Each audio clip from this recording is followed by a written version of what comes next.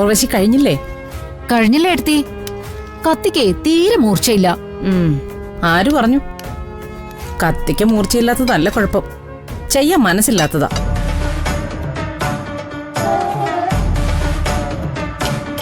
ഉർവശിക്കിപ്പോ എപ്പോഴും കൽപ്പനയുടെ പുറകെ നടക്കാനാ താല്പര്യം. മുൻപ് പാചകത്തിലൊക്കെ ശ്രദ്ധയുണ്ടായിരുന്നു. ചെറിയ എന്തെങ്കിലും ചെയ്യുന്നതിന് അമ്മ എന്നെ കുറ്റപ്പെടുത്തണ്ട. എന്നെ കൊണ്ട് ചെയ്യാൻ പറ്റുന്ന ജോലികളൊക്കെ ഞാൻ ഈ കുടുംബത്തിൽ ചെയ്യുന്നുണ്ട്. അതെന്താണാവോ ഞാൻ അറിയാത്തൊരു ജോലി? സൂര്യയുടെ കാര്യങ്ങൾ നോക്കുന്നില്ലേ? അത് മതിയല്ലോ ഈ ജന്മം മുഴുവൻ ജോലിയെടുക്കാൻ. അടുക്കള പണി എന്നെ കൊണ്ട് പറ്റില്ല. എനിക്ക് ഇഷ്ടമല്ലാത്ത കാര്യ. കൽപ്പനെ, അടുക്കള പണി അറിയില്ലെന്ന് പറയുന്നത് ഒരു പെണ്ണിനെ സംബന്ധിച്ച് കുറവാ. അതിങ്ങനെ അഹങ്കാരത്തോടെ വിളിച്ചു പറയേണ്ട കാര്യമൊന്നുമില്ല, അല്ലേ പൽപ്പനി? അമ്മേ, ഞാൻ ഈ വഴിക്കില്ല. എന്നെ കൊണ്ടാവുന്നത് ഞാൻ ചെയ്യുന്നുണ്ട്. ഓ ഇതൊരു പഴയ രീതിയാ. വെക്കാനും വിളമ്പാനും അറിയുന്നവർക്ക് എന്തോ ഒരു മഹത്വം ഉണ്ടെന്നുള്ളൊരു പറച്ചില്. അങ്ങനെയാണെങ്കിൽ ഹോട്ടലിൽ പോകുമ്പോ അവിടെയും നമുക്ക് വെച്ചു വിളമ്പി തരുന്നവരില്ലേ? നമ്മൾ ആരെങ്കിലും കിച്ചണിൽ പോയി അവരെ ബഹുമാനിക്കാറുണ്ടോ? അത് ശരിയാണല്ലോ. അത് ഞാൻ ഇതുവരെ ഓർത്തിട്ടില്ല. അതും കൂടിയേ ഉർവശി ഇനി ഓർക്കേണ്ടതുള്ളൂ. ഞാൻ നോക്കിയിട്ട് ഇപ്പോഴത്തെ പെൺകുട്ടികള് ഭൂരിഭാഗം അങ്ങനെയാ. വിശപ്പിന് ഭക്ഷണം കഴിച്ചാ പോരെ? ഫോൺ എടുത്ത് ഓർഡർ ചെയ്താ ഭക്ഷണം വീട്ടിൽ കൊണ്ടു തരും. പിന്നെ എന്തിനാ ഇത്രയും ത്യാഗം ചെയ്യുന്നേ? ഫോൺ എടുത്ത് ഓർഡർ ചെയ്താലേ ഭക്ഷണം കിട്ടും. പക്ഷേ കുറച്ചു ദിവസം തുടർച്ചയായിട്ട് കഴിക്കുമ്പോ അത് മടുക്കും. അപ്പോഴാണ് വീട്ടിലെ ഭക്ഷണം, അമ്മയുടെ രുചി എന്നൊക്കെ എഴുതി വച്ചിരിക്കുന്ന സ്ഥലങ്ങളില് തിരക്ക് കൂടുന്നത്. ആ സ്ഥലങ്ങളിൽ ചെന്ന് കൃത്രിമം കഴിക്കുന്നതിലും നല്ലത് സ്വന്തമായി പാകം ചെയ്ത് കഴിക്കുന്നതല്ലേ? പിന്നെ ഇപ്പോഴത്തെ പെൺകുട്ടികൾക്കാർക്കും പാചകം അറിഞ്ഞൂടാന്നൊന്നും പറയരുത്. ദാ പ്രിയങ്ക മോളെ നോക്ക്. പ്രിയങ്ക മോള് നന്നായിട്ട് പാചകം ചെയ്യും, അല്ലേ മോളെ? ഓ, എന്നിട്ട് ആ മായാജാലം ഒന്നും ഇവിടെ കണ്ടില്ലല്ലോ. മോള് വന്നിട്ടല്ലേ ഉള്ളൂ. കൽപ്പനയുടെ ആ ആക്ഷേപം ഇന്ന് തന്നെ നമുക്കങ്ങ് തീർത്തേക്കാം. പത്മിനി, ചട്നി ഉണ്ടാക്കിയോ? ഇല്ലമ്മേ. എന്നാൽ ഇന്ന് പ്രിയങ്ക മോളെ ചട്നി ഉണ്ടാക്കും. ഇവിടെ എല്ലാവർക്കും പ്രിയപ്പെട്ടതാ, പരമേശ്വരനും വരുണിനും എല്ലാവർക്കും. അത് കഴിച്ചു കഴിയുമ്പോഴെങ്കിലും കൽപ്പനയും ഉർവശിയും മോളെ ഒന്ന് സമ്മതിച്ചു കൊടുക്കുമല്ലോ, അല്ലേ? അയ്യോ മുത്തശ്ശി, എനിക്കിപ്പ പറ്റില്ല. അതെന്താ? വേറൊന്നും കൊണ്ടല്ല. ഇന്നലെ രാത്രി ചെറിയ തലവേദന ഉണ്ടായിരുന്നോണ്ട് ഞാൻ രാവിലെ തന്നെ കുളിച്ചിട്ടില്ല. കുളിക്കാതെ അടുക്കളയിൽ കയറി ഒന്നും പാചകം ചെയ്യരുതെന്നാ അമ്മ പറഞ്ഞു തന്നിട്ടുള്ളേ. ഓഹോ, അതാണോ കാര്യം? എന്നാ പോയി മോള് കുളിച്ചിട്ട് വാ. ശരി മുത്തശ്ശി.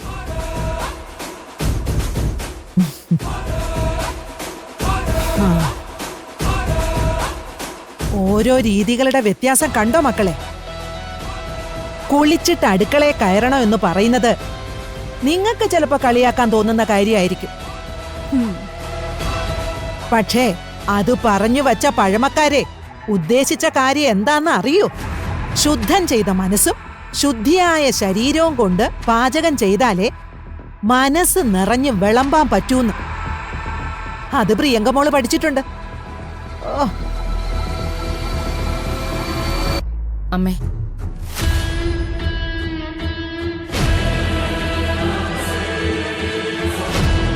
ചെറിയ ഒരു കാര്യം ശ്രദ്ധിച്ചോ? ചട്നി ഉണ്ടാക്കാൻ പറഞ്ഞപ്പോഴേ പാവം അവള് പെട്ടെന്ന് അങ്ങ് ടെൻഷനായി. തോന്നി. ദേവനാരായണന്റെ വീട്ടിലെ ജോലിയെല്ലാം ചെയ്യുന്നതേ ആ വേലക്കാരി പെണ്ണാ. ഇവൾ അടുക്കളയുടെ പരിസരത്തോടെ നടന്നിട്ടുണ്ടെന്ന് എനിക്ക് വിശ്വാസമില്ല. തലയിൽ കയറ്റി വെച്ച് നടന്നോട്ടെ. അവൾക്കൊന്നും അറിഞ്ഞൂടെങ്കിലേ അത് നമുക്ക് എല്ലാവരുടെ മുന്നിൽ തെളിയിക്കണം.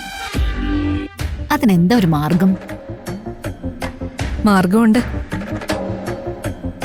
നാളെ വരുണിന്റെ ബർത്ത്ഡേ അല്ലേ? പുതുമണവാട്ടിയുടെ കൈപ്പുണ്യം അറിയാൻ നാളത്തെ പാചകം അവളെ ഏൽപ്പിച്ചാലോ?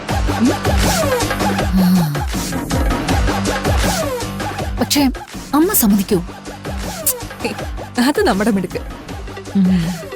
അവളെ മുന്നിൽ നിർത്തി വെല്ലുവിളിച്ചതല്ലേ മുത്തശ്ശി? പണി നമുക്ക് തിരിച്ചു കൊടുക്കണം. അവൾക്കും മുത്തശ്ശിക്കും.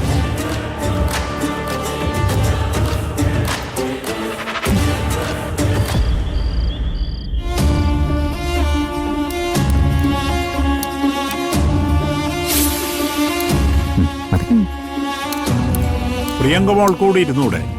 അമ്മ വിളമ്പല്ലോ. അയ്യോ അത് വേണ്ടച്ചാ. അതെത്ര പറഞ്ഞാലേ ആ കുട്ടി കേക്കില്ല. എല്ലാവർക്കും വിളമ്പി കഴിഞ്ഞിട്ട് പത്മിനിയോടൊപ്പം കഴിച്ചോളാന്നാ പറയുന്നത്.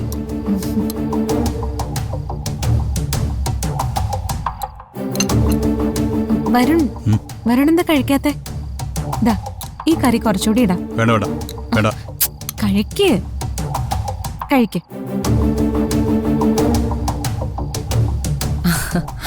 മോളെ, അത്ര സ്നേഹം കാണിക്കൊന്നും വേണ്ട. അവന്റെ തടി പെട്ടെന്ന് കൂടും. സംശയം ഉണ്ടെങ്കിൽ അമ്മയോട് ചോദിച്ചു നോക്ക്.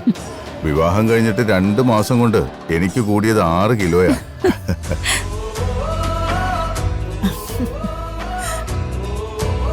സ്നേഹത്തോടെ അടുത്ത് നിന്ന് ഒരാൾ വിളമ്പിയ അറിയാതെ കഴിച്ചു പോകും.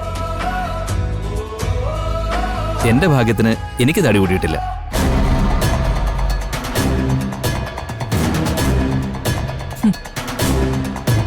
ഞാൻ വെച്ച് വിളമ്പിയില്ലെങ്കിൽ എന്താ? പിന്നീട് എല്ലാവർക്കും വെച്ച് വിളമ്പുന്ന അവസ്ഥയിലായല്ലോ. ഒരു നാളെ നിന്റെ ബർത്ത്ഡേ അല്ലേ? എന്താ പ്രോഗ്രാം? ഏയ് നത്തിങ്. നാളെ സാധാരണ പോലത്തെ ഒരു ദിവസം, അത്രേ ഉള്ളൂ. അതെങ്ങനെയാ? ഈ ബർത്ത്ഡേക്ക് ഒരു പ്രത്യേകതയില്ലേ? വിവാഹം കഴിഞ്ഞിട്ട് ആദ്യമായിട്ട് വരുന്ന ബർത്ത്ഡേയാ. ഇത് നമുക്ക് ഗംഭീരാക്കണം. വേണ്ടേ അമ്മേ? വേണം വേണം. എനിക്കൊരു അഭിപ്രായമുണ്ട്. നാളെ നമുക്ക് സദ്യ മതി. പായസം കൂട്ടിയുള്ള സദ്യ. ഇപ്പൊ തന്നെ ഇളയിടത്തിന്റെ റെസ്റ്റോറന്റിൽ വിളിച്ച് പറഞ്ഞേക്കാം. നാളെ ചിലപ്പോൾ അവർ ഓർഡർ എടുക്കില്ല. ആ, അങ്ങനെയാണെങ്കിൽ എനിക്കൊരു അഭിപ്രായം പറയാവോ? അഭിപ്രായം പറയുന്നതിലൊന്നും കുഴപ്പമില്ല, പക്ഷേ അത് മറ്റുള്ളവരെ വേദനിപ്പിക്കുന്നതാവരുത്. അയ്യോ, അത് വേദനിപ്പിക്കുന്ന കാര്യമൊന്നുമല്ല. എന്റെ അനിയത്തെ കുറിച്ചാ, പ്രിയങ്കയെ കുറിച്ച്.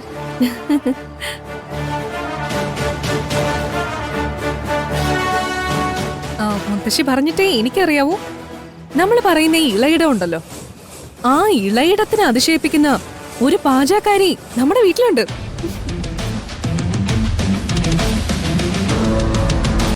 പാചകത്തിലെ ശുദ്ധാശുദ്ധങ്ങൾ പാലിച്ച് ആളുകളുടെ മനസ്സ് നിറയ്ക്കാൻ കഴിയുന്ന പ്രിയങ്ക.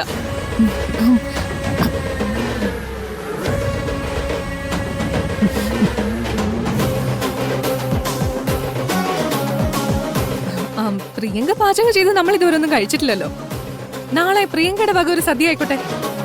എന്താ പ്രിയങ്ക?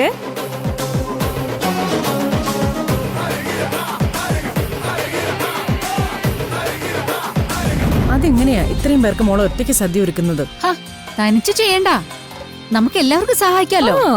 പക്ഷേ കൂട്ട് പ്രിയങ്കയുടെ തന്നെ ആയിരിക്കണം. എന്താ പ്രിയങ്ക മോളെ, ഇവരുടെ വെല്ലുവിളി ഏറ്റെടുക്കുന്നോ? ഏറ്റെടുത്തിരിക്കുന്നു. പ്രിയങ്ക മോളെ, മോളുടെ കൈപുണ്യം തെളിയിക്കേണ്ട ദിവസമാ നാളെ. അതോടെ ഈ സംസാരത്തിനൊരു അറുതി വരുമല്ലോ. പ്രിയങ്ക മോളൊന്നും പറഞ്ഞില്ല. ധൈര്യക്കുറവുണ്ടോ? ധൈര്യക്കുറവൊന്നുമില്ല അച്ഛാ. ഞാനുണ്ടാക്കിയിട്ടെങ്ങാനും ഇഷ്ടപ്പെടാതെ വന്നാ? പ്രിയങ്ക ധൈര്യമായിട്ടുണ്ടാക്കുക. ഒരു കുറവുണ്ടാവില്ലെന്ന് എന്റെ മനസ്സ് പറയുന്നു. പേടിക്കണ്ട പ്രിയങ്കേ, എനിക്ക് പാചകമൊന്നും അറിയില്ല. പക്ഷേ നന്നായിട്ട് ഒരാള് പാചകം ചെയ്യുന്ന കണ്ട അയാളെ അഭിനന്ദിക്കാനും എനിക്ക് മടിയില്ല. വരുണിന്റെ പിറന്നാൾ നിനക്ക് വീണ് കിട്ടിയൊരു ചാൻസാ. നാളെ വരുണിന് ഞാൻ ആശംസകൾ പറയുന്ന പോലെ പ്രിയങ്കയ്ക്ക് ഞാൻ ആശംസകൾ പറയും.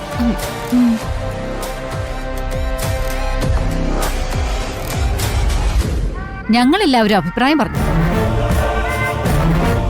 വരുൺ മാത്രമൊന്നും പറഞ്ഞില്ലല്ലോ. ഞാനെന്ത് പറയുന്ന ചെറിയമ്മേ, നിങ്ങളെല്ലാരും കൂടി ഒന്ന് തീരുമാനിച്ചു.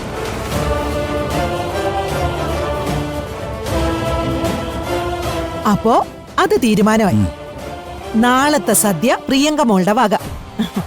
ദേവനാരായണൻ തിരുമേനിയുടെ അടുക്കളയിലെ രുചി നമുക്കും അറിയാം.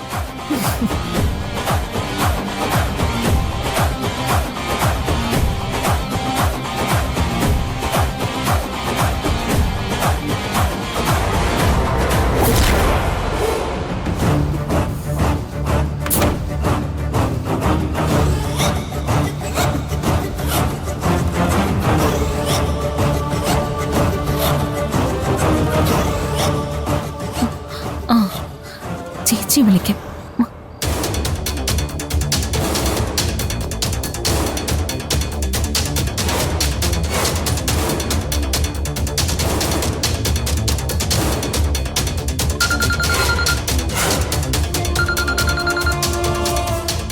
ഹലോ ചേച്ചി, ഞാൻ പ്രിയങ്കയാ. എന്താ മോളെ? നാളെ വരുണിന്റെ ബർത്ത്ഡേയാ.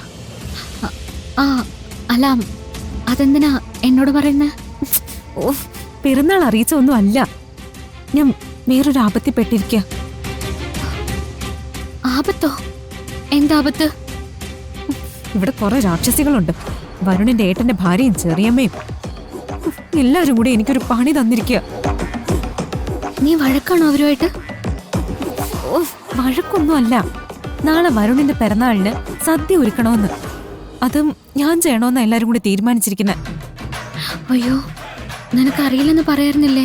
എന്നിട്ട് എല്ലാരും കൂടി എന്നെ ചവിട്ടി പുറത്താക്കിയാലേ ചേച്ചിക്ക് സന്തോഷാവുമല്ലോ അല്ലേ?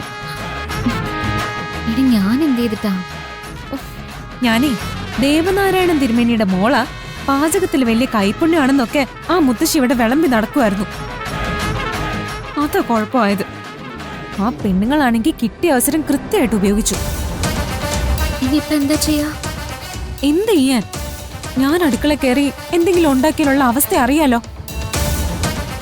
പിന്നെ കണിമംഗലം ആറ്റുവാശ്ശേരി തമ്മിലുള്ള ബന്ധം അവസാനിക്കും. നിനക്കെന്നാ വരുണോട് പറഞ്ഞൂടായിരുന്നോ? ആ വഴിയൊന്നും ചിന്തിക്കണ്ട. നാളെ രാവിലെ ഞാനേ എന്തെങ്കിലും പറഞ്ഞ് അമ്പലത്തിലേക്ക് വരാം. ചേച്ചി അവിടെ ഉണ്ടാവണം. എന്നിട്ട് ആ അത്യാവശ്യ കാര്യങ്ങൾ എനിക്കൊന്ന് പറഞ്ഞു തന്നാ മതി. അങ്ങനെ പറഞ്ഞതെന്ന് എനിക്ക് മനസ്സിലാവോ? ഇയാൾ മലയാളത്തിലല്ലേ പറയുന്നേ? ആ, ഞാൻ മനസ്സിലാക്കിക്കോളാം.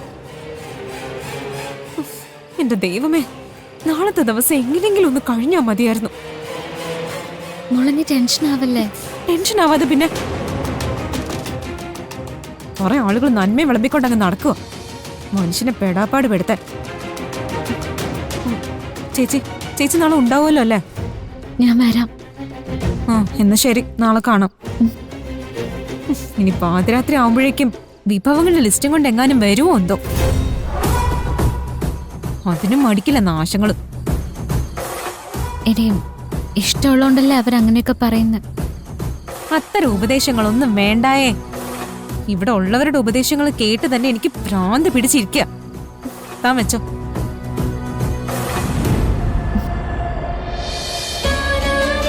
നാളെ പിറന്നാളല്ലേ?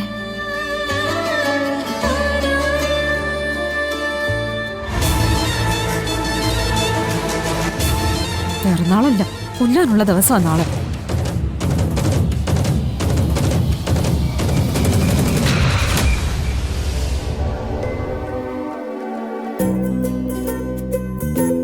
വെള്ളം. ആ,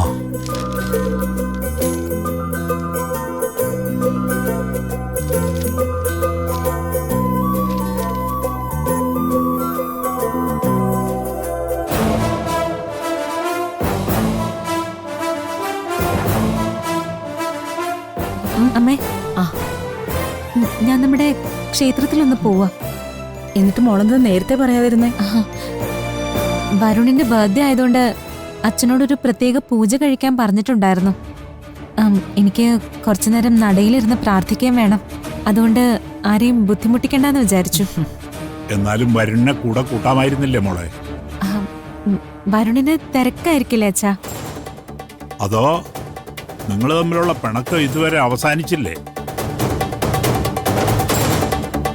മോളെ, ഒരു ദാമ്പത്യ ജീവിതം ആവുമ്പോ ചെറിയ ചെറിയ പ്രശ്നങ്ങളൊക്കെ ഉണ്ടാകും.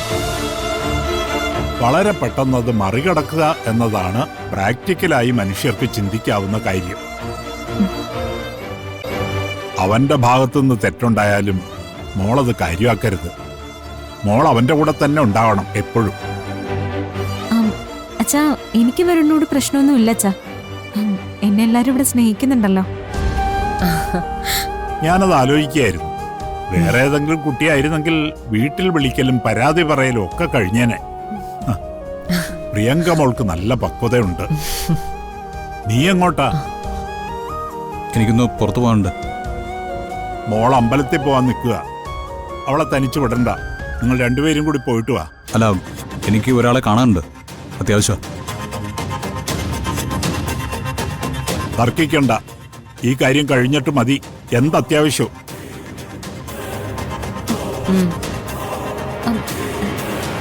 നിർബന്ധിക്കണ്ട അച്ഛാ, ഞാൻ പോയിക്കോളാം. ഞാനും ഇവനും തമ്മില് ഇടയ്ക്ക് ഇങ്ങനെ ചില വാശി പിടിക്കലും വാശി തീർക്കലും ഒക്കെ ഉണ്ട്. ഇതിപ്പോ എന്റെ ഒരു വാശിയാണെന്ന് കൂട്ടിക്കോ. നിങ്ങൾ രണ്ടുപേരും ഒരുമിച്ച് പോയാൽ മതി.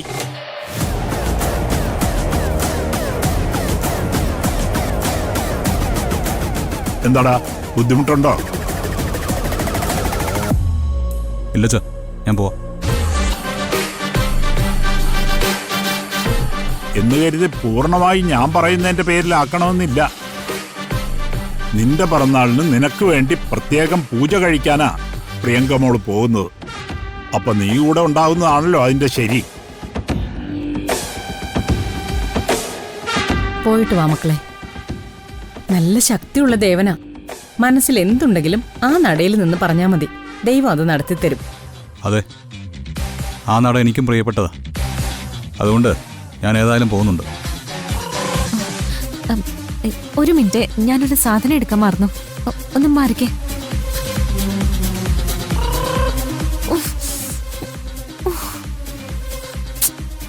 ചേച്ചി അവിടെ കാത്തു നിൽക്കുക. ഈ അച്ഛനമ്മയ്ക്ക് ഇതിന്റെ വല്ല കാര്യമുണ്ടോ? ചേച്ചിയോട് അവിടെ നിന്ന് പൊക്കോളാൻ പറയാം.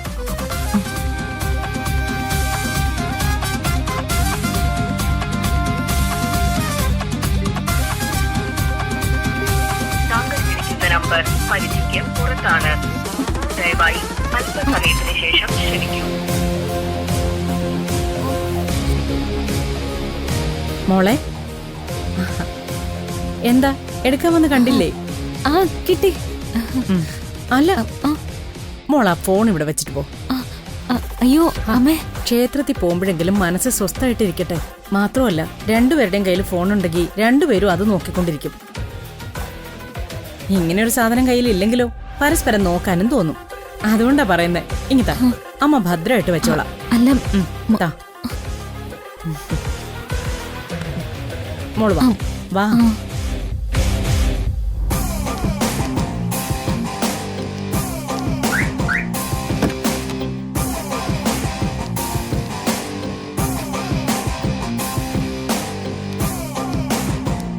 എന്നാ നിങ്ങൾ ചെല്ല.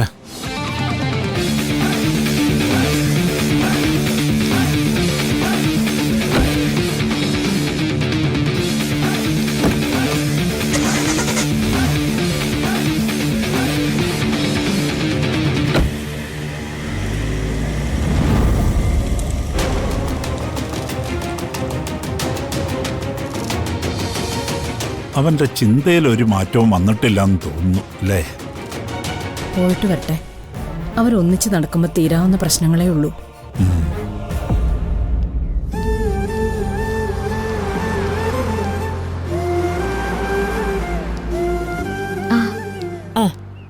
എവിടെ പോയിട്ട് വരുമോ മോളെ? ഞാൻ തുണിക്കട വരെ ഒന്ന് പോയതാ. ആർക്ക് ഡ്രസ് എടുക്കാനാ? വീട്ടിലെ പുതിയ മണവാളിനാണോ?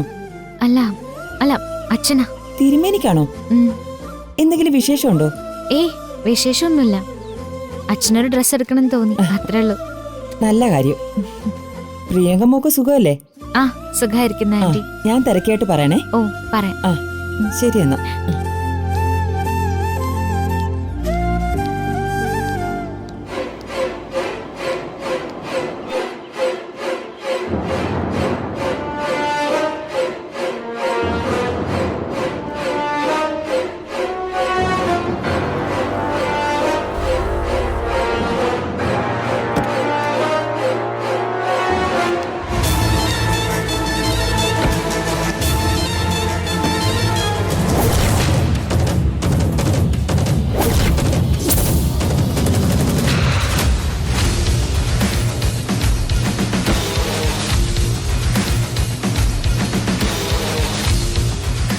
ദൈവമേ, അവള് തനിച്ചു വരാമെന്നാണല്ലോ പറഞ്ഞത്.